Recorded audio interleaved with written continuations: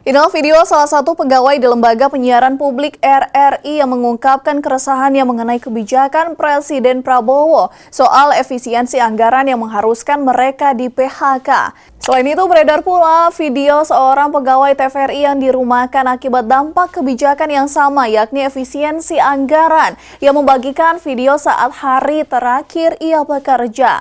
Ya, karena kebijakan ini kurang lebih ratusan pegawai di media massa ini terdampak PHK.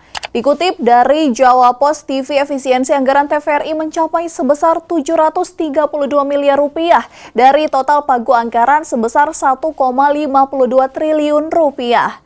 Efisiensi yang hampir mencapai 50% ini membuat TVRI kesulitan untuk membayar honor kontributor, presenter, dan tenaga kontrak lainnya.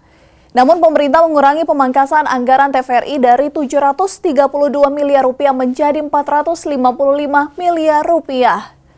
Kondisi yang sama berlaku juga dengan RRI, anggaran dipangkas 334,09 miliar rupiah dari total pangku anggaran awal sekitar 1 triliun rupiah. Namun pemerintah mengurangi pemangkasan anggaran RRI sebesar 170 miliar rupiah.